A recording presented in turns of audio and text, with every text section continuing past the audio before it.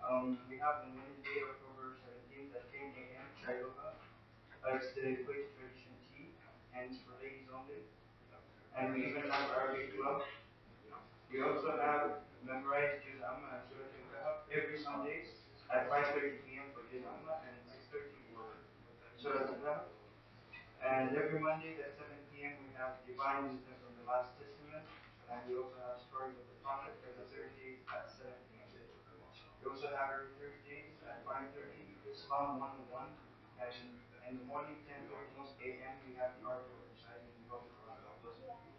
We have also Arabic classes, so to find out more about the new country, you can find them on the class. Thank you. Assalamu alaikum wa rahmatullahi wa barakatuh. Alhamdulillahi Rabbil Alameen wa salatu wa salamu ala ashrafil mursaleen Sayyidina Muhammad wa ala alihi wa sahbihi ajma'in. We are still continuing with the story of Yusuf alayhi salam, which has a lot of romantic events from which we can learn a lot.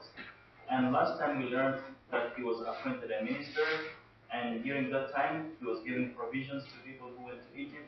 And some people would come from other areas of the Middle East because they were stricken with drought, and they would take with them something to exchange for food supplies. And we learned how he actually practically implemented what he learned from the dream of the king, which he interpreted for the king. So now his brothers heard that there was a high minister who was giving a lot of provisions. So they prepared themselves, they went to meet with him, and they didn't recognize him, but he did recognize them.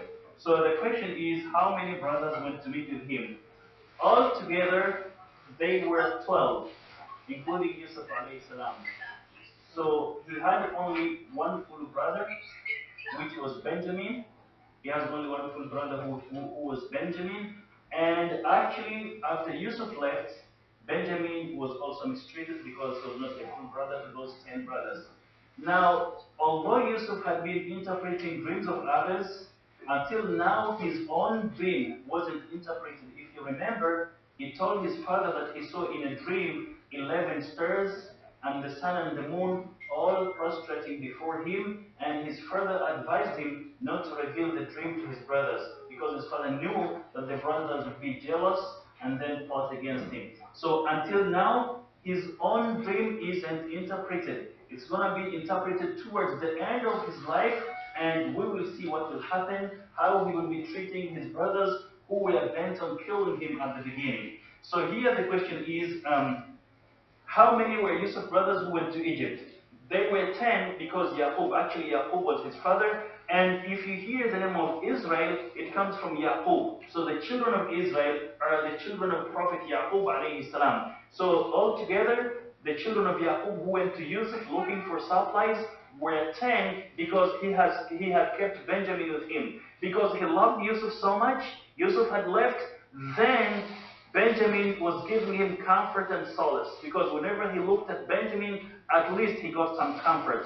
And now we will see a dilemma that he went through when the high minister told his children, Yaqub's children, that next time if you don't bring with you your full brother, there is no any provisions for you. Now they are between a hard place and a rock. So Yaqub, what does he do? He loves Benjamin very much.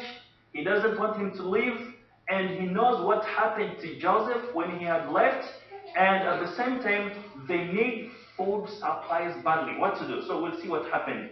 So here, after Yusuf, Benjamin was the second dearest son to Yusuf alayhi salam. So when Yusuf's half-brothers finally approached him, he recognized them the minute he saw them. However, they didn't recognize him because they had gotten rid of him when he was still young and sold him to a caravan of travelers while unaware of both his and their destiny. So they heard of a high minister giving provisions, but it couldn't cross their mind that this high minister would be Yusuf, whom they had wanted to kill and ended up selling to a caravan. So they wouldn't think of Yusuf being a minister in a strange land. So they could not have imagined that Yusuf would end up being a minister.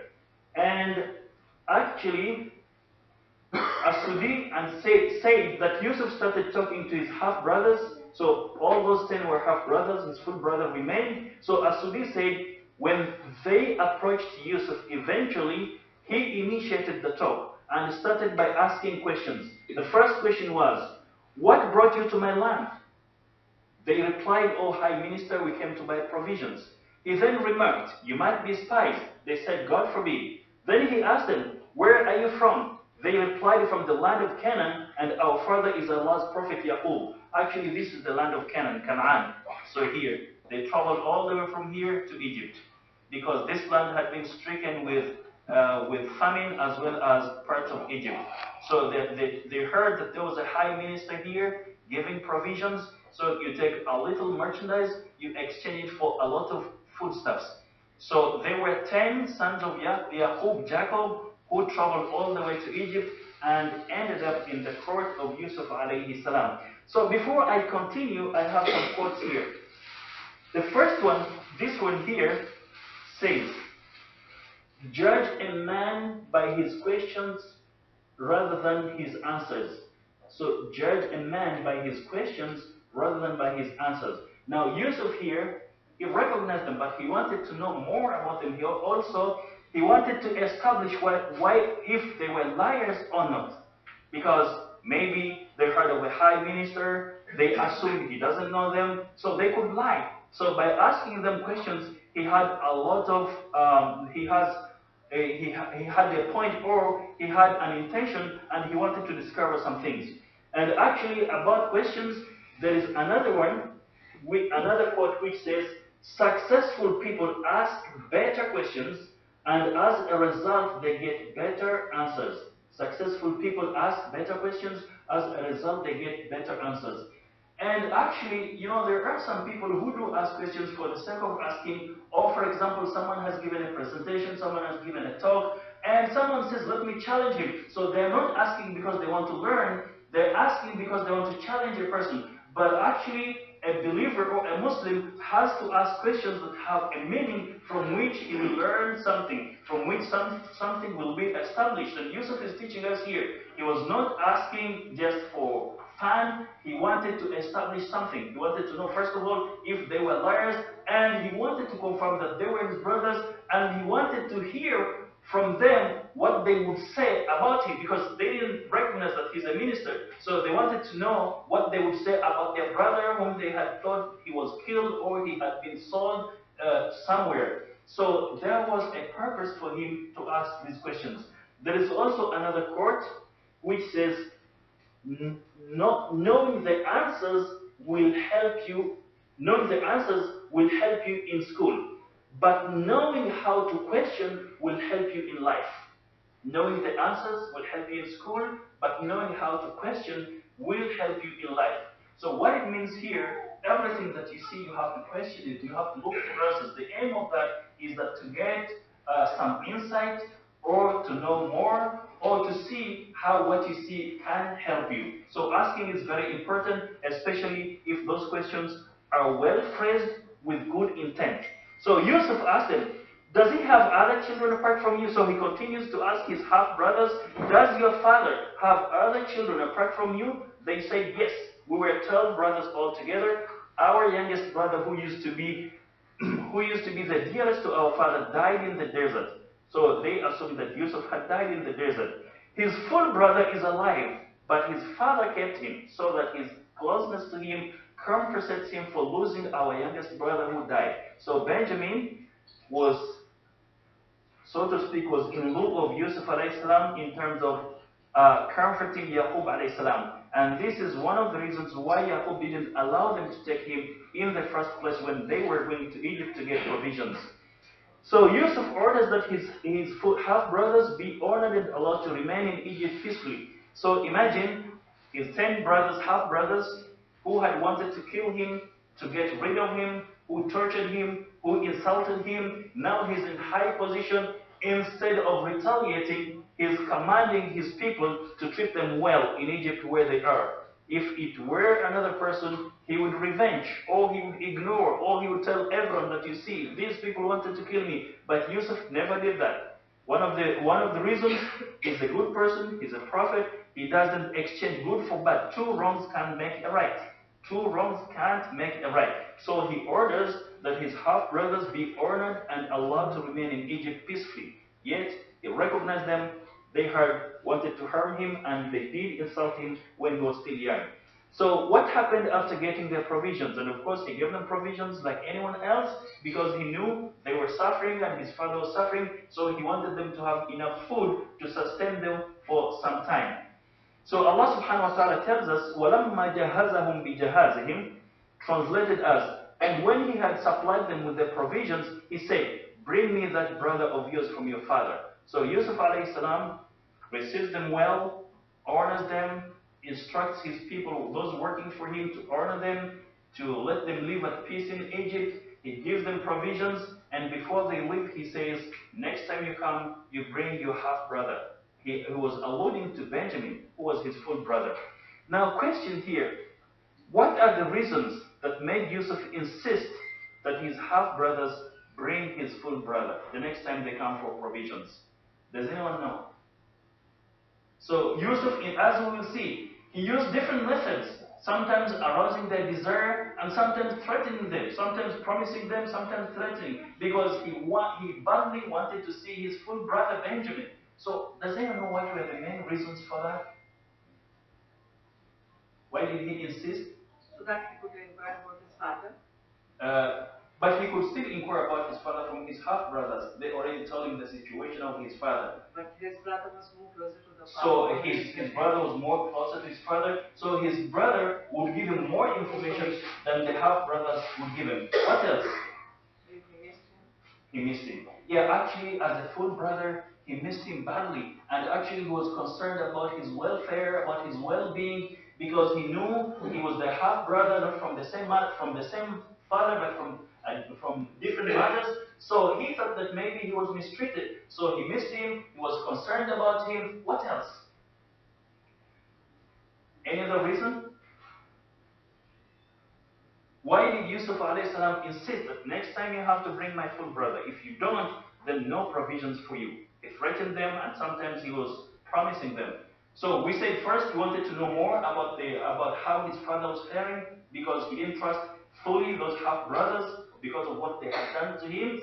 So he knew that his full brother would give him the information that he needed about his father. Number two, he missed his full brother a lot. And actually, even if he had a good position, he had power, he still needed something on whom to vent on. For example, we need friends. Sometimes you're angry, sometimes you're concerned about some issues.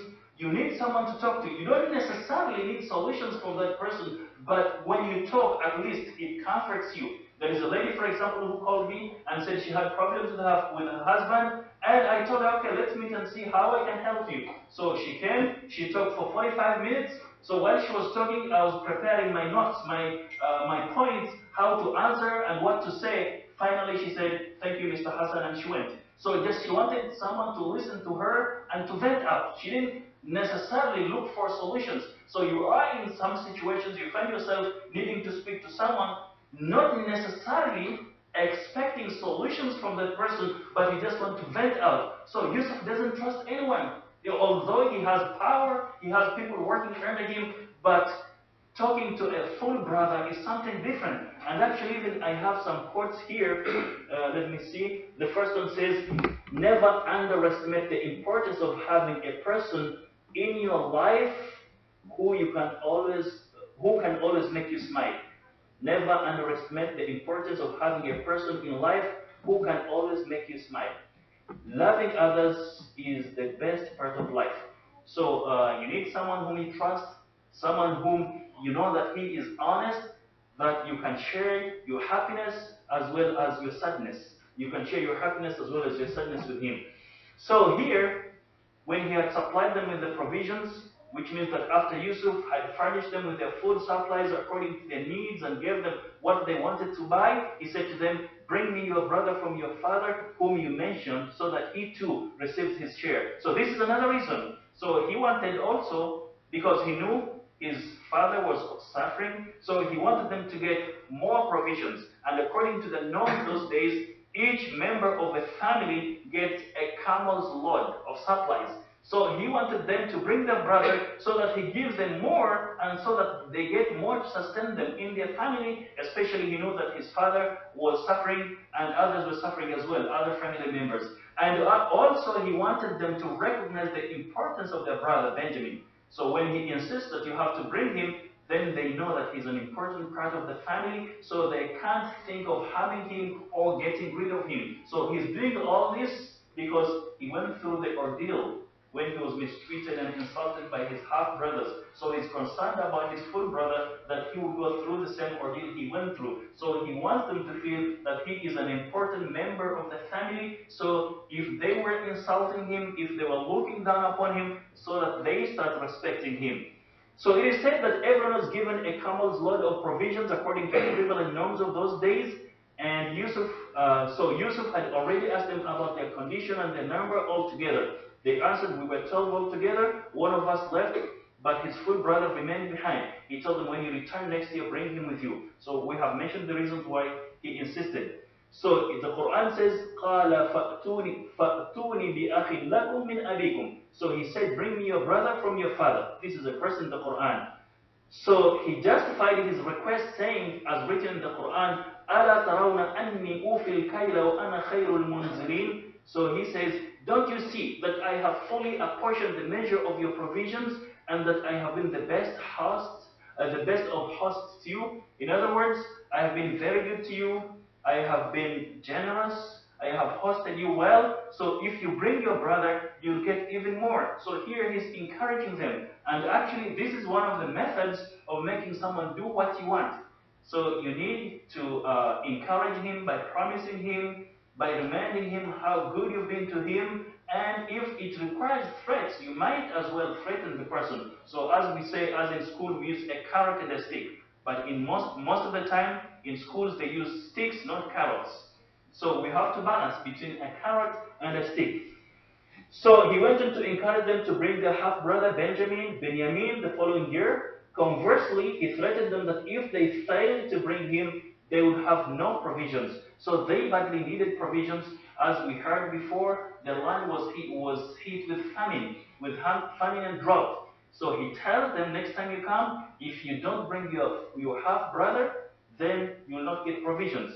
In his threat, he told them, as mentioned in the Quran, فَإِن لَمْ تَأْتُونِ بِهِ فَلَا كَيْلَ لَكُمْ عِنْدِي. So if you do not bring him to me, there will be no more measure of provisions allotted for you with me. So Yusuf threatened them that if the next year they visited him without their half-brother Benjamin, he would not allow them to buy the food they badly needed. Moreover, do not come near me. So he told them, not only won't I give you the provisions that you need, I won't allow you even to approach me. He threatened them. He insisted that they bring his full brother, sometimes by threats and sometimes by arousing their desire, promising to give them what they badly needed. So here I have some quotes. The first one says, a brother shares childhood memories and grown-up dreams. A brother shares childhood memories and grown-up dreams. So although Yusuf is in a high position, he needs some time to relax, he needs some time to laugh, he needs some time to be happy. And when he sees his brother, they will remind themselves about whatever they did in childhood. So he badly needed someone to talk to. Brothers make the best friends. Another one goes so that ladies or sisters don't get angry. There is another one for them. Sisters are for sharing laughter and wiping tears. Sisters are for sharing laughter and wiping tears. Another one, a brother is a friend God gave you. A friend is a brother your heart chose for you. So a brother is a friend whom God gave you, and a friend is a brother whom your heart chose. So Yusuf, for the reasons we've mentioned and many more, he wanted to see his full brother badly. So after listening to his request that was a mixture of threats and promises, they promised to try their best to bring their half brother. About that, Allah subhanahu wa ta'ala says, قَالُوا سَنُرَاوِدُ عَنْهُ أَبَاهُ وَإِنَّا لَفَاعِلُونَ. They say, we shall try to convince our father to give him permission, and we will most surely act seriously upon this request. So actually the reason they used the word to convince here is because they doubted that their father would trust them, because at the beginning they insisted to take Yusuf with them, And now, according to the father's knowledge, Yusuf disappeared mysteriously. He didn't know where he was. So he can't do that the second time. So here they're promising Yusuf, we're going to try to convince our father. So they were not 100% sure that their father will allow them to take Benjamin because of what had happened before. And actually there is a hadith of the Prophet ﷺ in which he says, لا يلدغ المؤمن من جحر مرتين. Does anyone know the translation? لا يلدغ المؤمن من جحر مرتين. Yes. So a believer cannot be beaten from the same hole twice. For example, if you're walking in a desert or you are in a deserted building, house, looking for something, and you get bitten by a snake or a scorpion, you can't do the same mistake the other time. In other words, a believer will be lied to only once, will be cheated only once, but the second time, he has to be careful. So you can make a mistake once, but if you repeat the mistake, this is the problem. You can commit a sin once, but if you repeat it, this is the problem. So they were afraid. They did in the past promise their father, they loved Yusuf, they wanted to play with him, they wanted him to be happy, but they never brought him back. So they're telling Yusuf here, we'll try our best. So after assuring him to bring his full brother, Yusuf ordered his servants to secretly pack their bags, pack the goods that they had wanted to sell in exchange for food without them noticing that. So, whenever people went there to Yusuf, he's a high minister in charge of the treasuries of Egypt.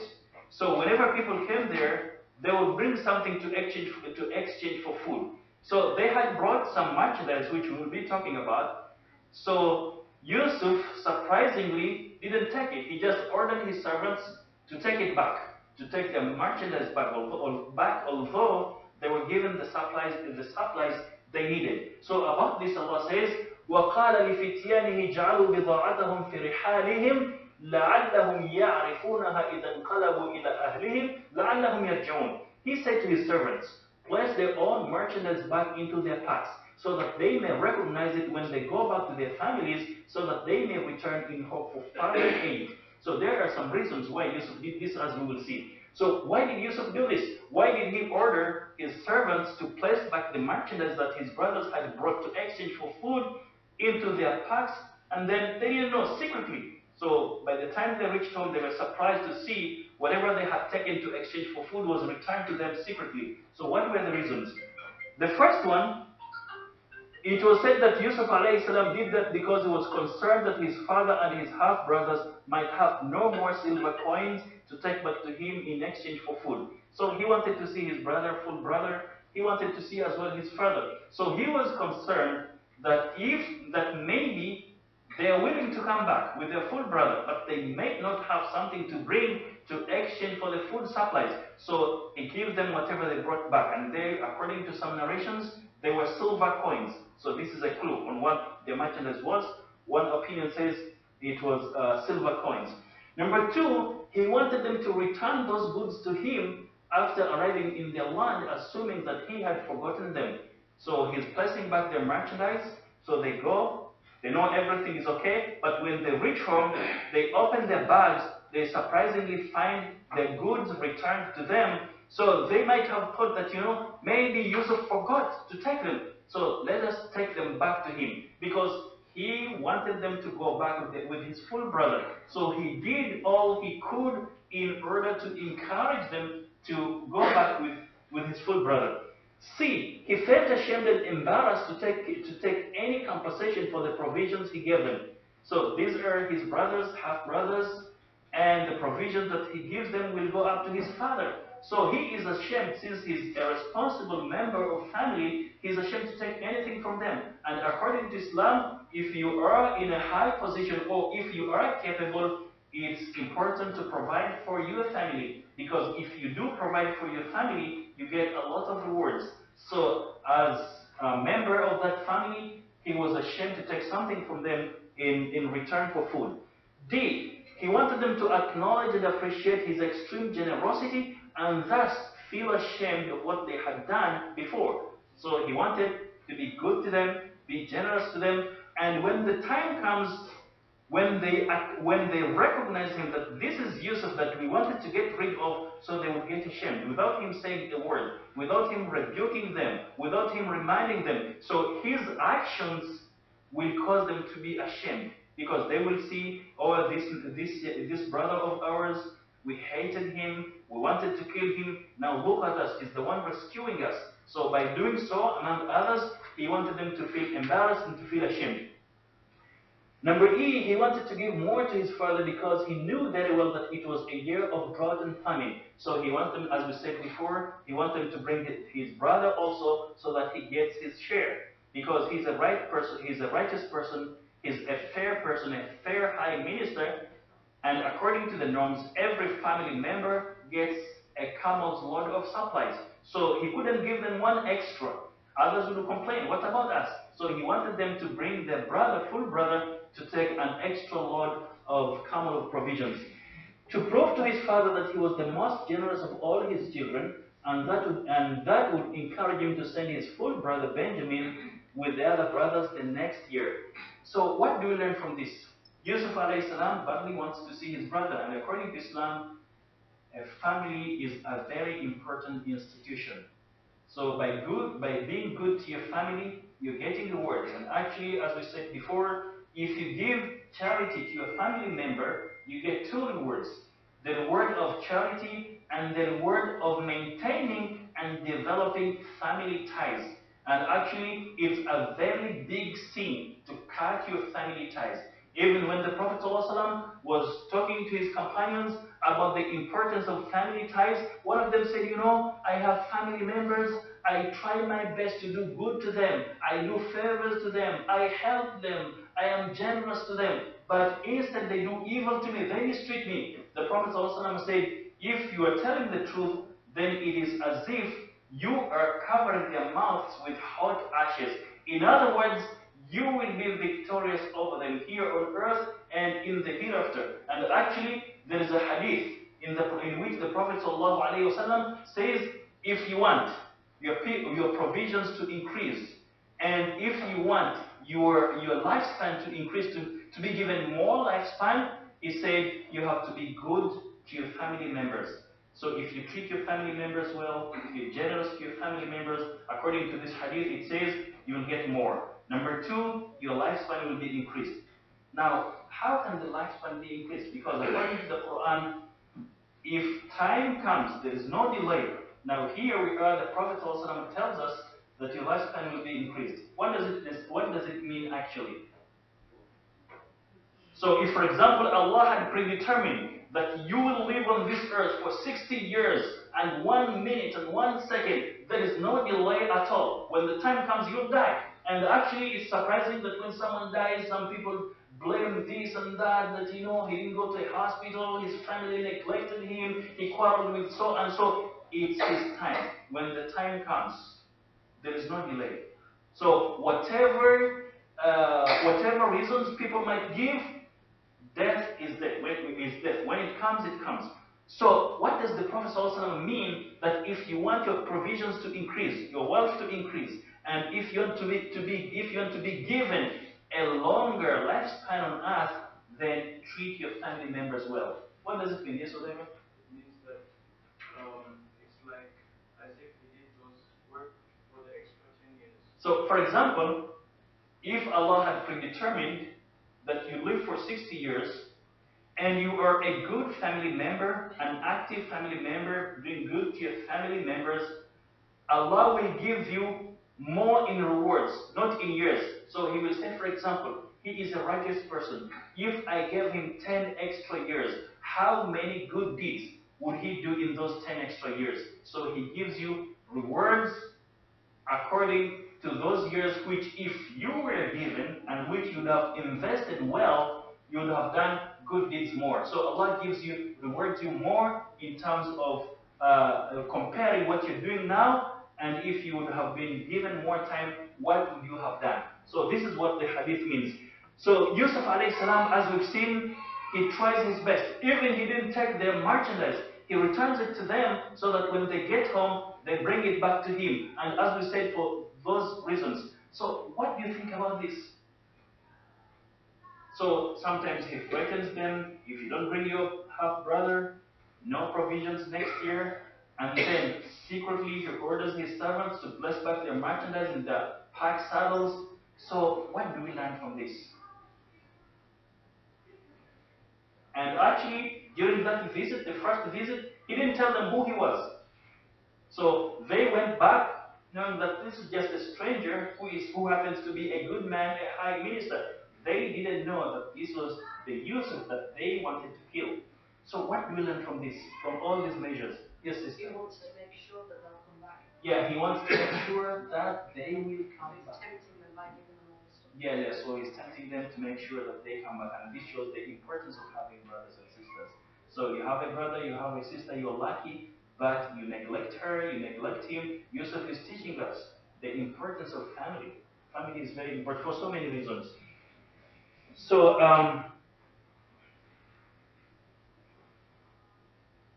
there is a quote here which says, be nice to people on your way up because you will meet them on your way down. Be nice to people on your way up because you will meet them on your way down. Another one, nobody can fix you unless you take responsibility for your life. Nobody can fix you unless you take responsibility for your life. You know, some people blame their failure on others.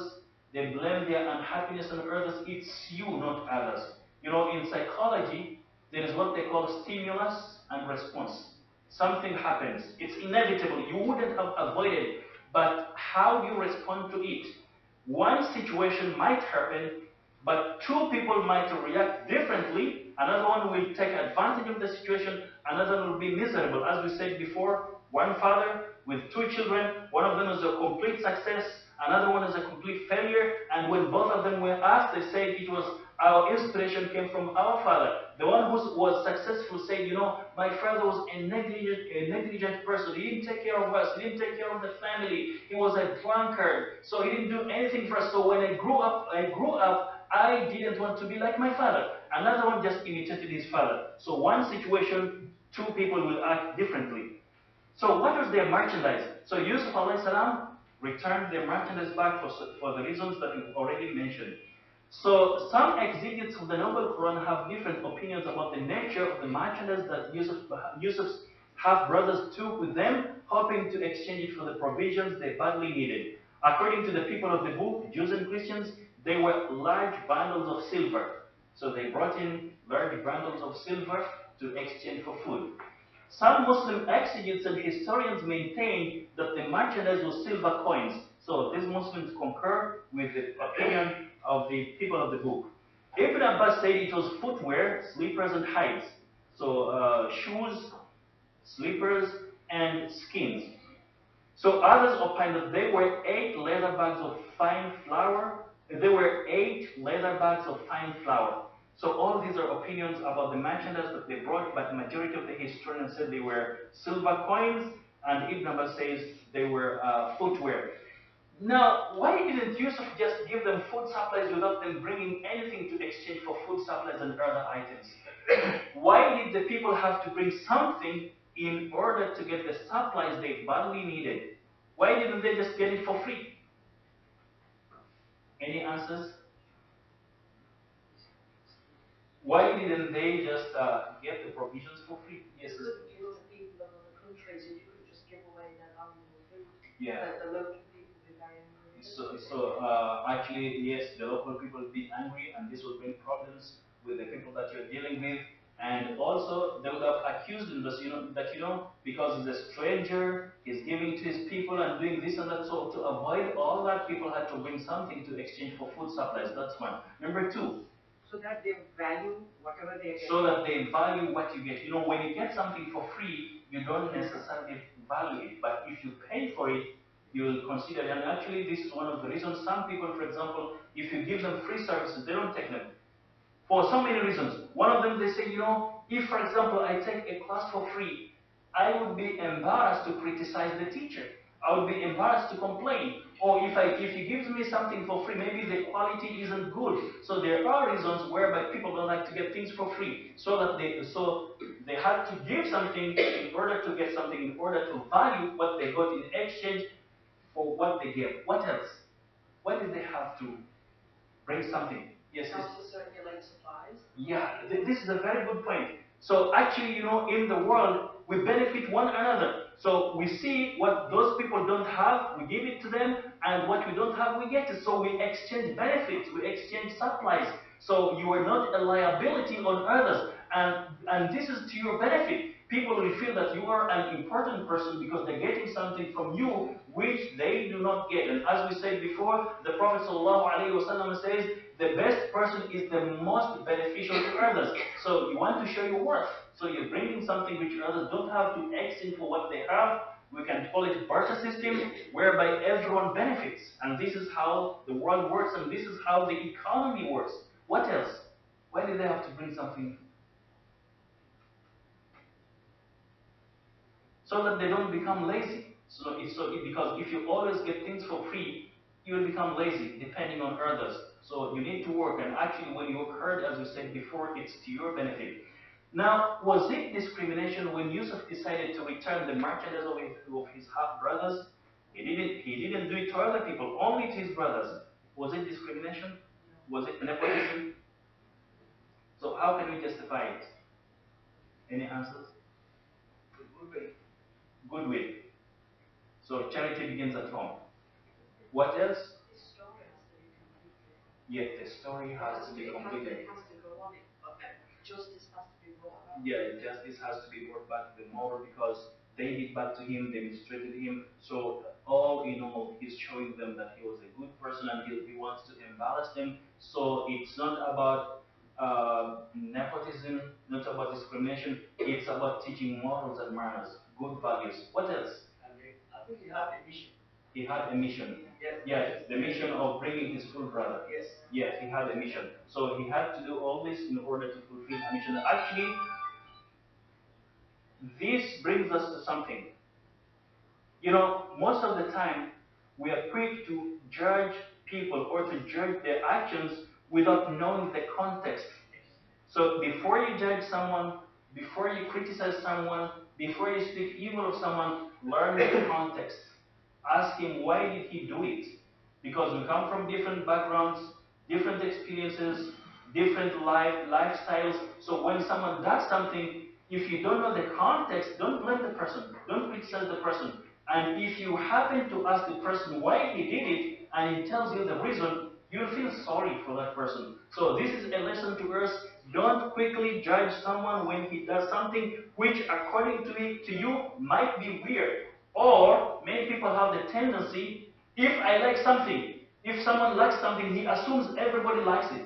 If someone hates something, he assumes everyone hates it. No, everyone has his own personality. Everyone has his own preferences. So don't assume everyone likes what you like. Don't assume everyone hates what you hate. So there was a mission here that Yusuf was about. So Yusuf had a strong desire to see his father and his only brother, whom he had not seen for a long time. It was seemingly impossible to see his father at that time, but it was possible for him to see Benjamin, his full brother, as he was sure his half-brothers would return for provisions because and actually this teaches something, that if you really need something, you have to put some measures in place.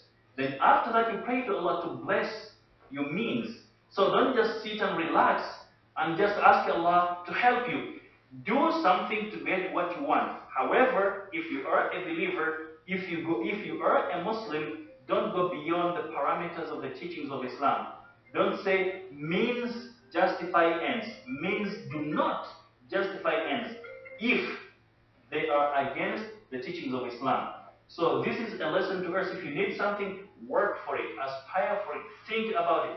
Try to ponder over the things that will make you successful, but make sure they don't go beyond the parameters of the teachings of Islam.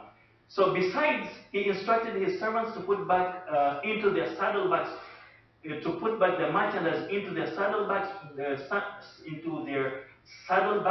without them noticing. And this was which they were about to, they came to exchange for food, and the reason was because he was encouraging them to come back and to come with his full brother. Thus, he did his best to get them returned to Egypt. Yusuf's half brothers happily returned from Egypt, went straight to their father before opening their bags. They told him what had happened. They told him that they needed to take Benjamin with them in order to get cereals and other foodstuffs again. So they tried to convince their father that next time when they go there for the food supplies, it's compulsory to go with Benjamin. They informed him how the high minister insisted upon his request. Describing that event, Allah subhanahu wa ta'ala tells us this.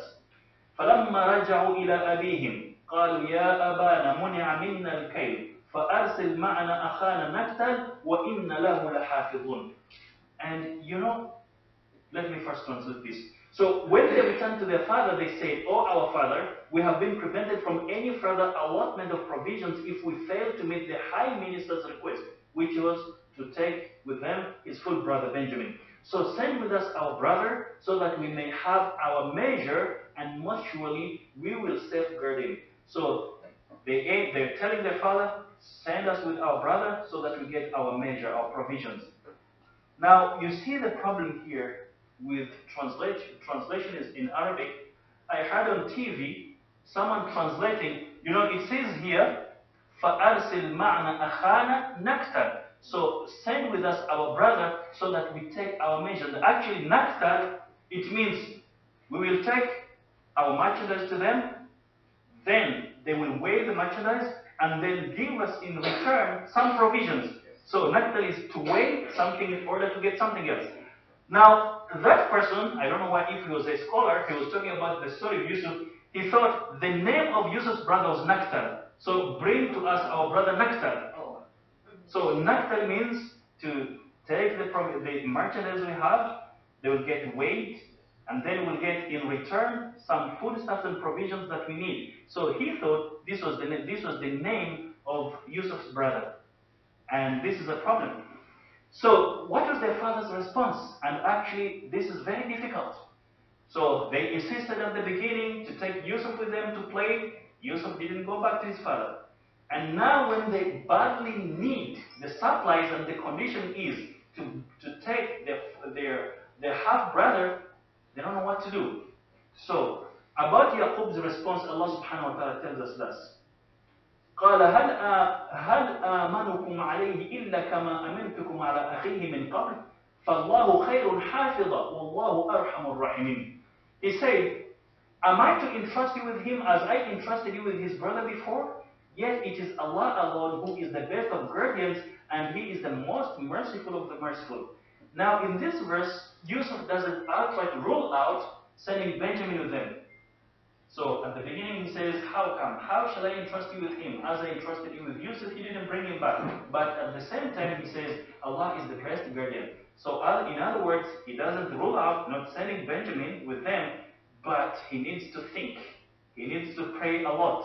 So basically he told them, I sent Yusuf with you beforehand. You know very well what happened to him. Now you want me to send also Benjamin with you? How can I rely upon you? However, if I happen to send Benjamin with you, I will entrust him to Allah. He is the best to take care of him, and he is the most merciful of those who show mercy. So Yusuf, Yaqub doesn't rule out sending Benjamin, but he wants to show them that it's a big issue. So Yaqub was right. It was very difficult for him to trust his sons after what happened to Yusuf. However, it was clear that they would not be able to get any cereals or other foodstuffs if they didn't take Benjamin with them to the high minister in Egypt. Therefore, his sons started to beg him to send Benjamin with them back to Egypt. Meanwhile, they started opening their bags. So all this discussion was happening between them and their father before they opened their bags. So they were narrating their father what happened, how gracious and generous the high minister was, and his request on taking Benjamin with them, and now they opened their bags. They were surprised after opening their bags to find that the things they had taken to Egypt were secretly put back. Extremely happy, they showed them to their father and said, as reported in the Quran, وَلَمَّا فَتَحُوا مَتَاعَهُمْ وَجَدُوا بِضَاعَتَهُمْ رُدَّتْ إِلَيْهِمْ قَالُوا يَا أَبَانَا مَا نَبْغِي هذه بضاعتنا ردت إلينا ونمير أهلنا ونحفظ أخانا ونزداد كيل بعير ذلك كيل يسير. But when they opened their luggage, they found their own merchandise returned to them. They said, "Oh, our father, what more evidence of goodwill do you seek? Here is our merchandise returned to us. We will supply our family amply, adequately, and we will protect our brother. Moreover, we will gain an extra camel's load. That is an easy measure to obtain." So one of the reasons Yusuf to insist he wanted them to get an extra camel load, and actually they were so happy to get their merchandise back because this ensured that they would be in position to return to the high minister for more provisions.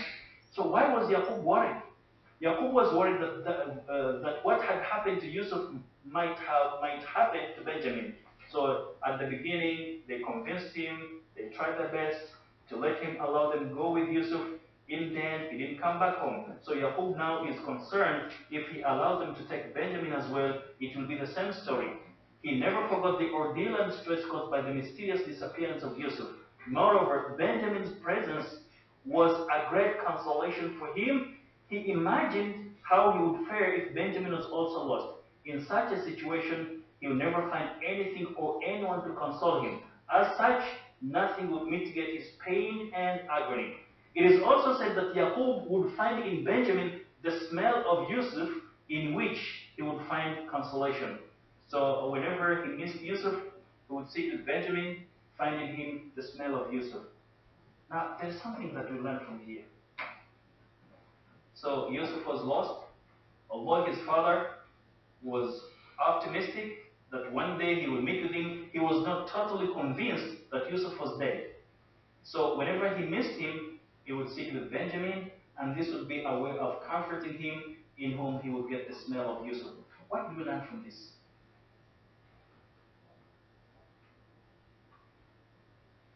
You know, among the lessons that we learn from this, if someone loses his dear one, if someone is far from his dear one, we have to comfort that person in one way or the other. For example, as I said before, I visited a family which had lost a son to an accident.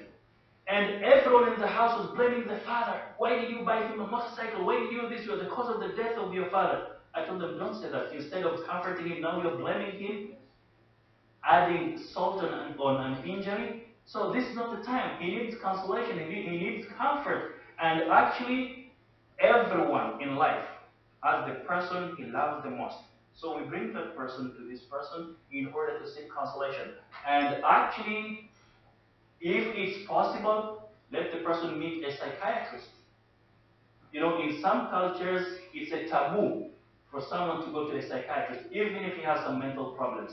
But we need to find someone, a psychologist, someone to comfort the person who lost a dear one. It's very important. So Yusuf would be consoled by the presence of Benjamin. So this is a lesson to us that although we are believers, we have strong belief in Allah subhanahu wa ta'ala.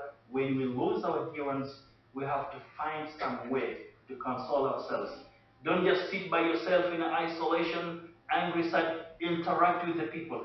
Find a purpose. Find something to do in order at least to mitigate the pain and grief that you're going through. If not, it will cause you problems. So what do you think about this issue?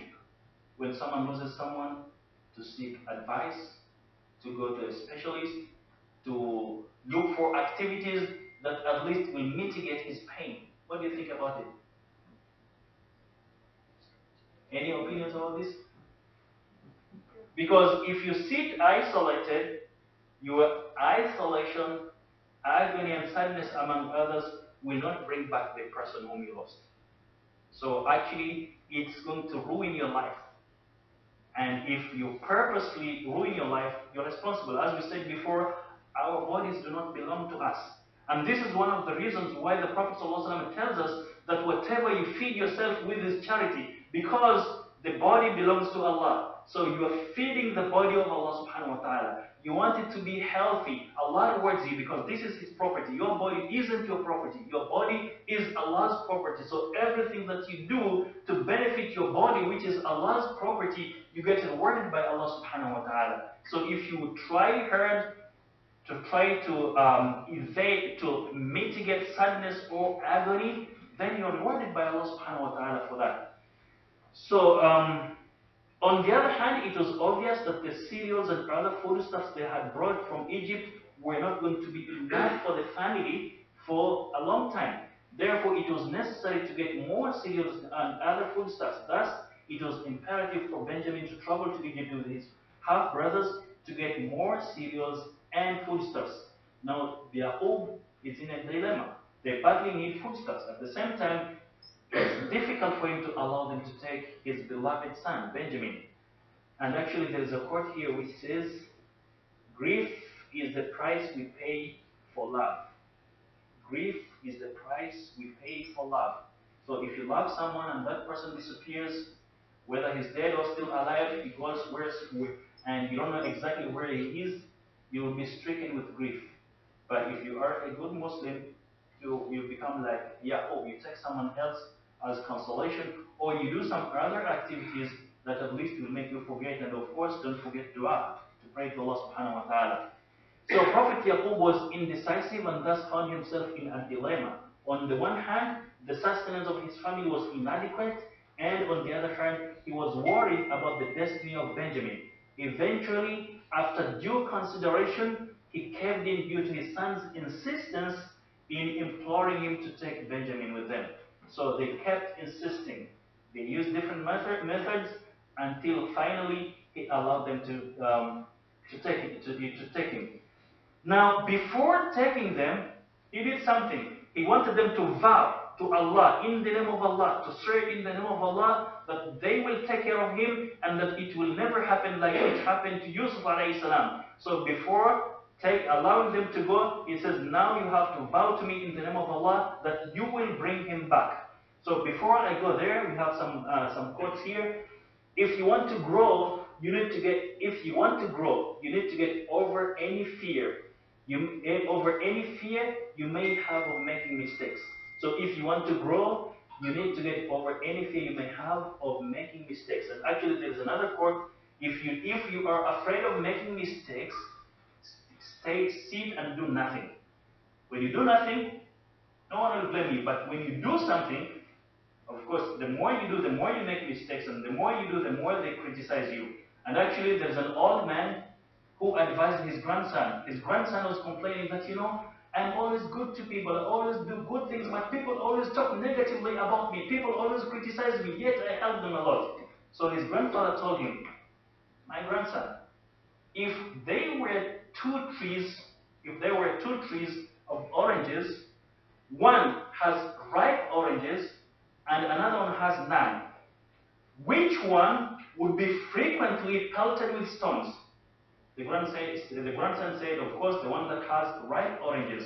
So when you have something to give, then people will need a lot from you. So you'll be criticized, you'll be questioned, people will talk about it because you have something to offer. But when you have none, then no one will talk about you. Another one says, don't lose hope. You never know what tomorrow may bring. Don't lose hope, you never know what tomorrow may bring. And actually, Yaqub is teaching us a lesson here. Yaqub never lost hope. He was always optimistic that one day Yusuf is going to come. And indeed, Yusuf returned to his father. Another one says, first accept sadness, realize that without losing, winning isn't so great. So accept sadness and realize that without losing, winning isn't so great. So you can't win without losing. In one way or the other, in order to win, you lose a lot. And actually, we have stories about people who discovered a lot of things they had to try 100 times, 200 times, until finally they made it. So they didn't lose hope. So don't lose hope in life. So Benjamin's brothers vowed to protect him. So Benjamin's half-brothers vowed and promised to protect him without fail. About that, Allah subhanahu wa ta'ala says, قال لن أرسله معكم حتى تؤتوني موثقا من الله لا تأتونني به إلا أن يحاط بكم فلما آتوه موثقهم قال الله على ما نقول وكيل. So he, Yaqub, said, never will I send him with you until you give me a solemn vow before Allah that you will most surely bring him back to me, unless you yourselves are entrapped by enemies. So when they gave him their solemn vow, He said in admonition, Allah is a guardian over what we say. Again, this is another lesson. So they gave him vows, they promised in the name of Allah, they'll try their best, but in the end he says, Allah subhanahu wa ta'ala is the guardian. There is nothing that can happen without the protection of Allah subhanahu wa ta'ala. Now, if he knew this, that nothing will be successful without the protection of Allah, nothing will happen without the will of Allah, so why in the first place did he ask them to pledge or to swear that they will bring their half-brother back? So why didn't he just trust Allah and send them with him? Why did he first ask them to vow that they will bring their half-brother back, and then after they vowed, he said, Allah is the best guardian? So why? Why first ask them to promise or to swear? I think it was suspicious initially. He was suspicious initially. So he wanted to know their motives. Yes. What they feel. Exactly. If they are confident they're going to bring him. Yes. So this is one of the way of to take reasons. Asbab. You know, there is a Bedouin. I think there is a hadith here. قال أنس بن مالك رضي الله عنه قال رجل يا رسول الله أعقلها وأتوكل أو أطلقها وأتوكل قال أعقلها وتوكل. Anas bin Malik narrated that a man said, O Messenger of Allah, shall I tie the camel and then rely upon Allah, or leave it untied and rely upon Allah? He said, tie it and rely upon Allah. So this is to take the precautionary measures, to do what you can. So after you've exhausted your means, then you ask Allah subhanahu wa ta'ala to protect you. And as we said before, there are benefits in this. After you've done all you can to protect yourself or to get what you want, it gives you self-confidence. And self-confidence is very, very important in achieving what you want. So if you've done your homework, it gives you self-confidence. Even if you're not successful, you say, you know, I tried my best. What else could I have done? So you do what you can and then you pray to Allah. That's one. Number two, Allah will reward you for your efforts. So you do what you can, although you're not successful by virtue of what you did, but Allah will reward you for your efforts. Number three, you get confident such that if there is a person in such a situation in the future in which you were, you will confidently with authority advise that person. You tell me, no, I was in such a situation. I did 1, 2, 3, 4, 5, 6. So you are helping a brother and you're getting rewards for that. So all in all, although ultimately it's the will of Allah, we have to try our best. In trying our best, we benefit a lot. So Yusuf, as the brother said, Yaqub, as the brother said, wants first to see if those brothers were confident. So by vowing and to see the manner in which they promised, so he was assured that these people are confident in what they say. So this gave him some assurance, and it made him at least comfortable that they will try their best and that it won't be the same story like when they took Yusuf alayhi salam. So what else? So the brother said he wanted to know if Yaqub wanted to know if the half-brothers of Benjamin were confident. Number one. Two, what else? The question is, if you know that Allah subhanahu wa ta'ala is going to protect them and protect you without any help from anyone, why do you ask them to promise? Why do you ask them to vow in the name of Allah? Why don't you just allow them to take Benjamin and say, okay, Allah will help us? What else do you learn from this? Yes, sister? So it's still the fear of Allah in them? Beg your pardon? The fear of Allah, so that they don't do anything. Yeah, to instill the fear of Allah, so that because they vow in the name of Allah, they will be afraid to mess up with Benjamin. So this is a precautionary measure to help them and to help Benjamin as well. What else? Also, you want to know their response. How they will respond. Yeah, and actually, you know, when you ask someone to do something, the response of that person will make you understand whether he's serious or not. You look at his body language, you look at how he speaks, how he moves, it will definitely give you a clue. For example, if your son comes late at home around 10 p.m. and the curfew is 9 p.m. and you ask him, where were you? He said, you know he's lying. Because if he's not lying, he would straightforward go to the point. So if you ask someone, why didn't you come yesterday? So Yusuf Yaqub alayhi salam wants to be sure that these people are willing to take care of his son. So what else? Yes, so that he wanted them to make doubly sure that they don't do the same mistake what they did with To make sure they don't do the same mistake. They don't treat their brother the way they treated Yusuf alayhi salam. They don't repeat the same mistake. What else? And he's actually implementing the hadith which says a believer can't be beaten from the same hole twice. From the same hole twice. Because at the beginning, he didn't ask them to swear when they took Yusuf, but this time he said, no, you have to swear. So he's doing something which he didn't do before. So he's learning from experience. And this is something else. When you do a mistake at once, you have to learn from it. Repeating the same mistake is stupidity. When you do something wrong, when you do something and it costs you a lot, or you commit a mistake unknowingly, don't repeat the same mistake. So Yaqub alayhi salam, the first time he didn't ask them to swear, but this time he says, you have to play, you have to vow. What else? Yes, so he's showing them that once you make a promise before Allah, you have to keep it. Yeah. So it's a lesson. You cannot. If you make a promise in the name of Allah, yes. Also, he wants to clear out his mind because before he did not do anything. He just allowed it to go with Yusuf. But this time around, he wants to be convinced that he tried. So actually, when you take due precautionary measures before doing something, this will make you rest. It will comfort you. So by all those means, he was comforting himself, knowing that nothing bad is going to happen. And finally, he says, nothing will happen without the will of Allah. Allah is the best guardian. So he's teaching us the lesson. After doing what you can, after doing your responsibility, then you ask Allah subhanahu wa ta'ala to bless your efforts and to protect you. So actually next time, and this is the end of it, safety isn't a slogan, it's a way of life. Safety isn't a slogan, it's a way of life.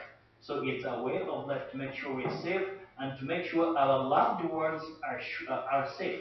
So we can't take it for granted. So next time we learn the instructions that he gave them when they enter Egypt.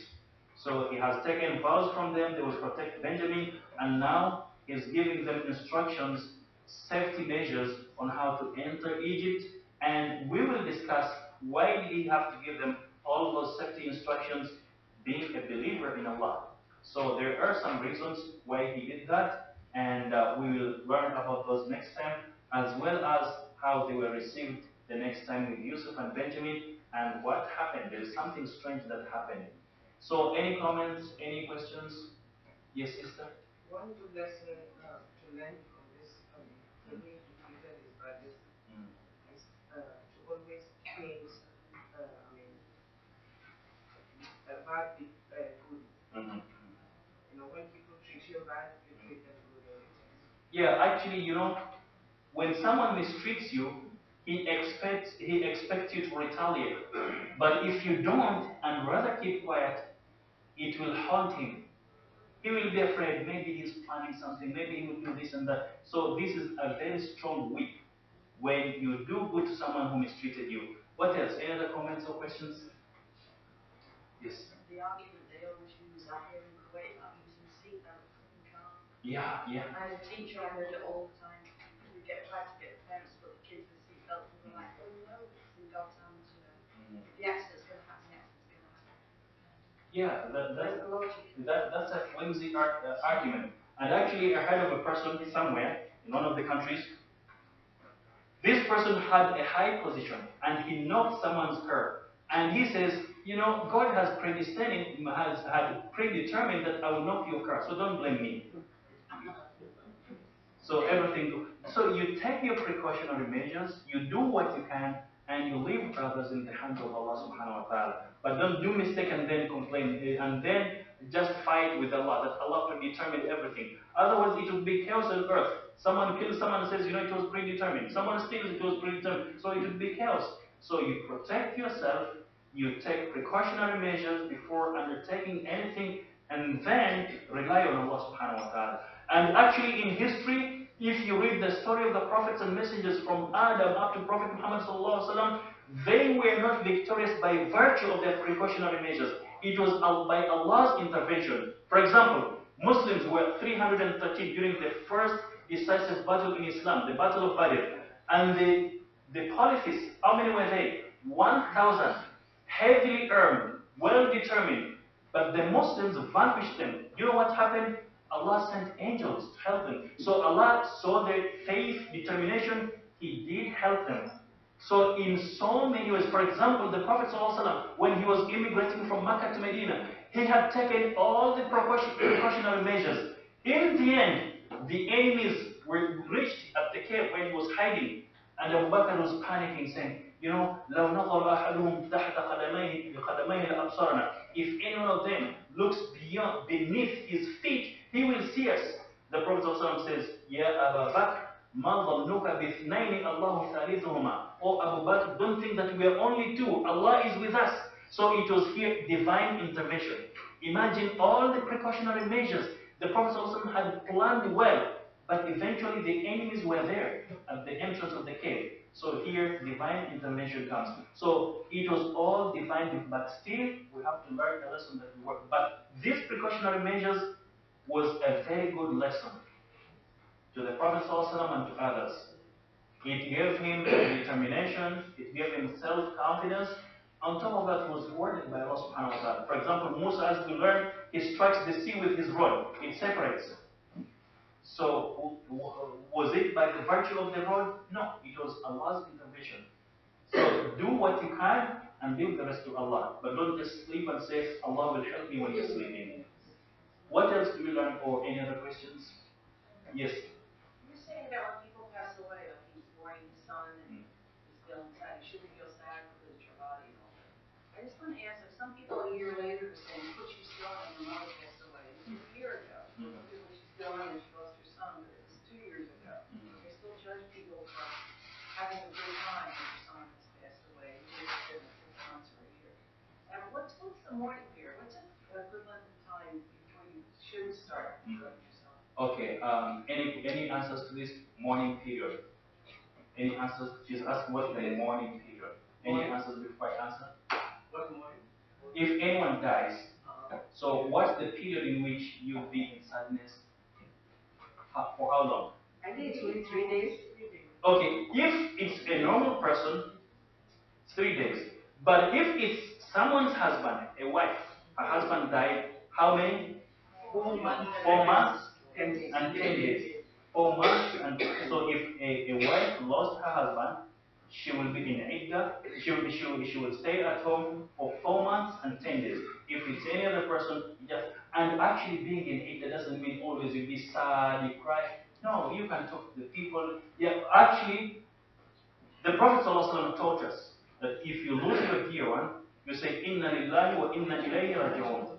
We belong to Allah and unto Him is our return. And also you say, Allahumma ajilni fi musibati wa akhlif li khayran minha. Oh Allah, reward me by perseverance in my calamity and give me something better. So you don't show sadness, agony to the people, because this may be mistranslated that you are angry at the decision of Allah subhanahu wa ta'ala. So you say, yes, we are allowed to be sad, we can cry, but we don't say anything negative. So even the Prophet ﷺ cried when he lost Ibrahim, and Abdurrahman bin Auf was surprised. Even you, a messenger of Allah, you're crying. The Prophet ﷺ said, إِنَّ الْعَيْنَ تَدْمَعْ وَالْقَلْبَ يَحْزَنْ وَلَا يَقُولُ إِلَّا مَا يُرْضِي اللَّهِ. So when we lose our dear ones, we will shed tears, our hearts will be sad, but we can't say any negative statement about Allah.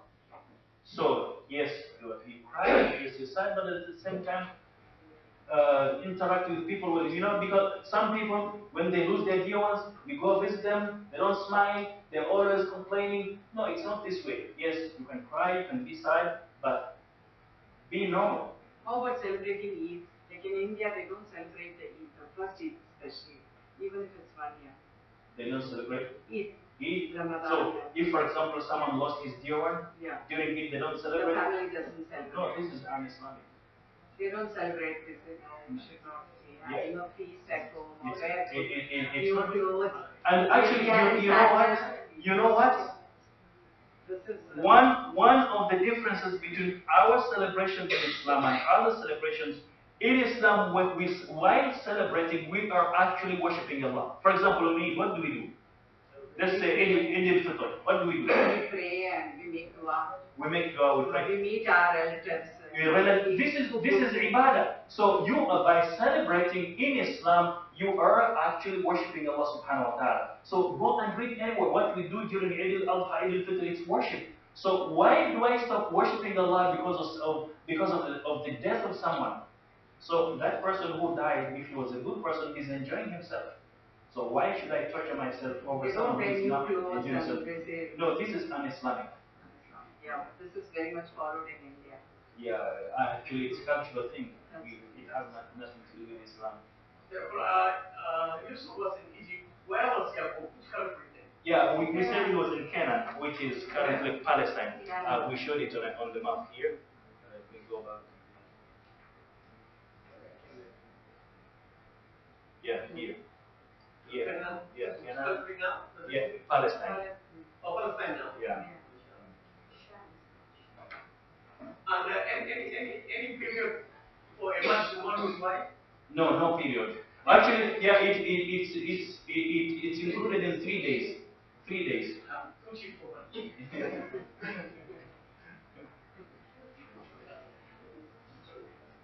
Yeah, why for men? That should be time for the truth. You know, actually, the reason why the woman has to wait for 4 months and 10 days, maybe she's pregnant. And we want to make sure that before she marries someone else, the pregnancy is over. This is the main reason that. No, but today you can tell me she's pregnant by going for a test this time around. But you know, yes, you know they say al-Islam salih li kulli zaman wa makan. Islamic teachings are valid for every place and time. Now, when we talk about tests, we still have people today in the 21st century who do not have the luxury of testing. They are there in the world today, who don't have access to medicine, who don't have access to technology. So still, it will help them. So how old a woman who's 70 already? Yeah, even if she's 70 still. Yeah. She cannot speak to non-mahram, right? She can speak to non-mahram if it's necessary, but not to beautify the voice. You know, actually, among the problems that I had here, there's a man who had problems with his wife, and they came to me for counseling. Actually, I keep telling them, I'm not a marriage counselor, but they keep insisting, because you give khutbah, please help us. So the man was saying that, you see, my wife, when she talks to me, she talks to me, she's rude, with a harsh voice. But when she talks to strangers, she's lenient. So what is this? It's the same with husbands also. Yeah, it's they do the same. They shout at the it wife shouldn't be. when they are speaking to a third person. Yeah, they should be very polished, very cultured, and all. This is like it should be. And actually, this is all under the word mawadda. Mawadda would say it's a complete package: care, love, being concerned about the other person, about the feelings of the other person. So you do what you can to make the spouse happy.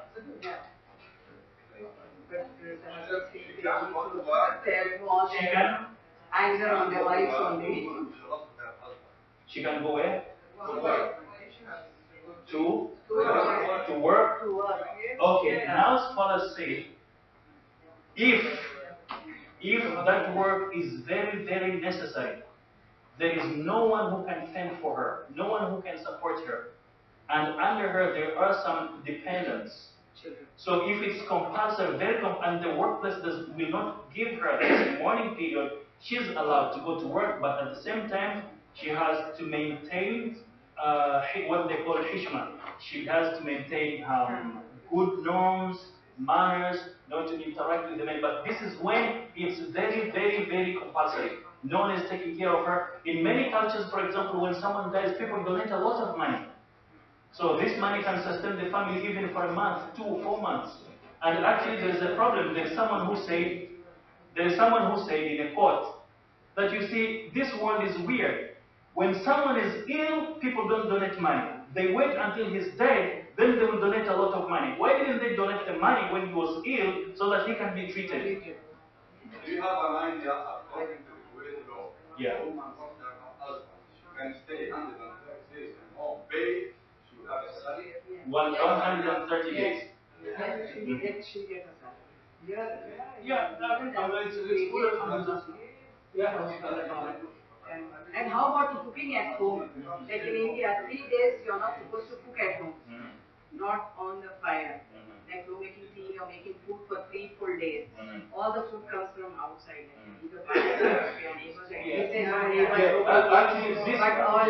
This is sunnah.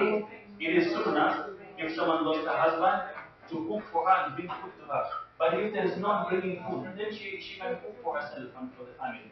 But it's sunnah for the community relatives to bring food to her. But these days nobody gets, like now when my father passed away, we got the food from outside, from hotels. The tea and the breakfast and the lunch and everything on 3 days came. They were telling us that you should not on the fire when the dead body is there. No, I was surprised. First time I was there. They said, no, you should not on the fire at least until the body is there. So this is not right. Like you're cooking and eating and enjoying when a body is. Actually, we are sad, but this person, if he's a good person, you know what? They say that when a person is dead, if he was a good man and he sees where he's going, he will in his and say, take me quickly. So why do you feel sad when someone is happy over there where he's going? So yes, we are sad, we miss him, we love him, but he's happy where he is. So we shouldn't torture ourselves. Life goes on normally.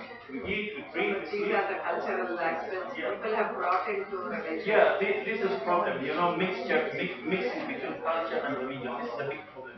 And actually, I feel that scholars are not doing their job properly. Yeah. And they are propagating the same. Okay, Jazakumullah khair. See you inshallah on Monday.